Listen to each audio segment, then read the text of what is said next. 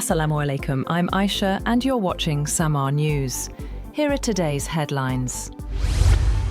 Caracas and Washington have reached a deal to export up to $2 billion worth of Venezuelan crude to the United States, a flagship negotiation that would divert supplies from China while helping Venezuela avoid deeper oil production cuts. The agreement is a strong sign that the Venezuelan government is responding to Trump's demand that they open up to US oil companies or risk more military intervention. US President Donald Trump has said he wants interim President Delcy Rodriguez to give the US and private companies total access to Venezuela's oil industry.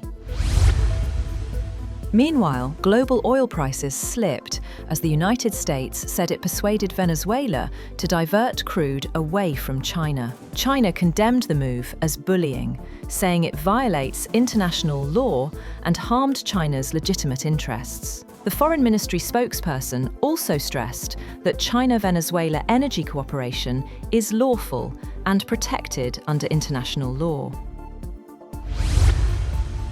Also, the United States is attempting to seize a Russian-flagged oil tanker linked to Venezuela after a weeks-long pursuit across the Atlantic. The operation, involving the Coast Guard and US military, is taking place near Iceland, with Russian naval vessels reported in the area. The move follows Washington's crackdown on Venezuelan oil shipments and comes days after US forces seized President Nicolás Maduro in Caracas.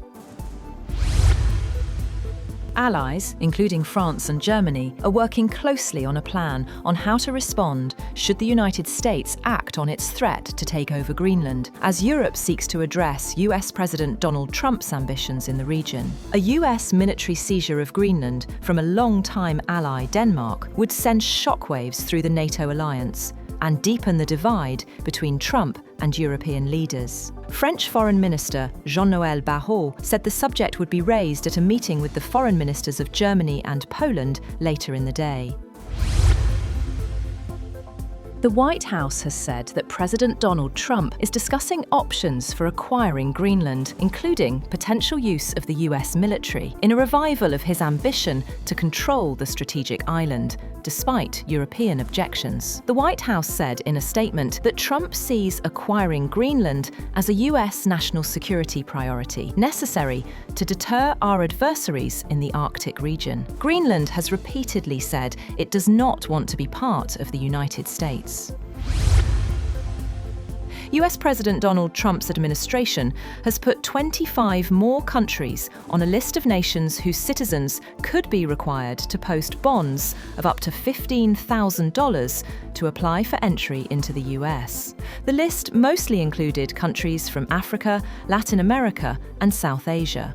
The policy for the newly added nations will go into effect on January 21st, and also included Venezuela.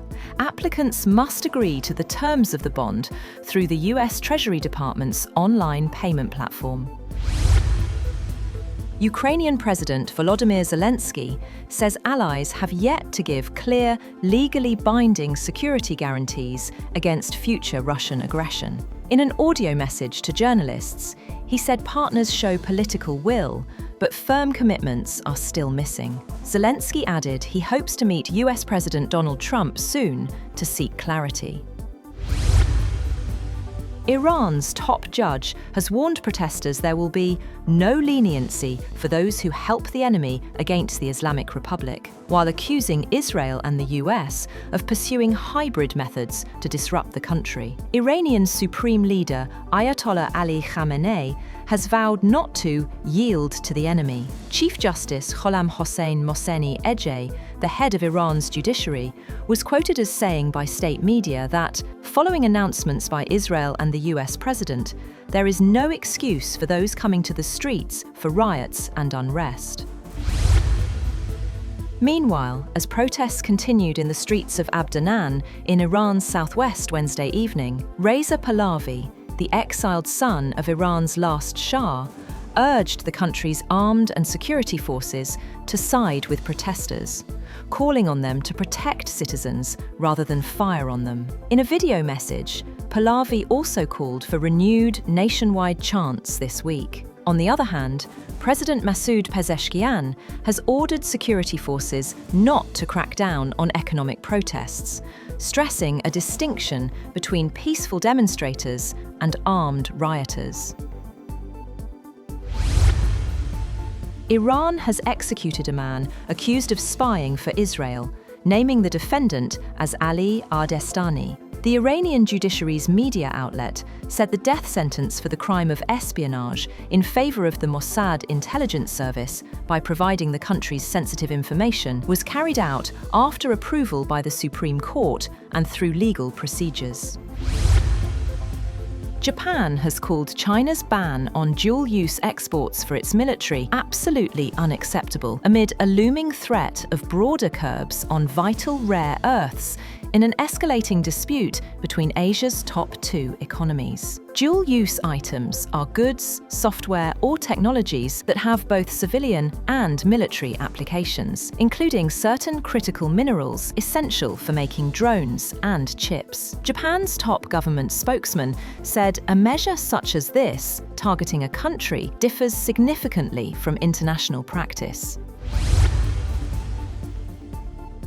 The leader of Yemen's Southern Transitional Council, Aidaros al-Zubaydi, has failed to board a plane set to take him to Riyadh and fled instead to an unknown destination. Zubaydi was set to travel to Saudi Arabia days after Yemen's government said it had asked Riyadh to host a forum on the southern issue. The Saudi-backed coalition in the country said a flight carrying a large number of senior leaders of the separatist group departed after a delay of more than 3 hours without Zubaydi and with no information on his whereabouts. That's all for now. For more updates, visit www.samar.tv.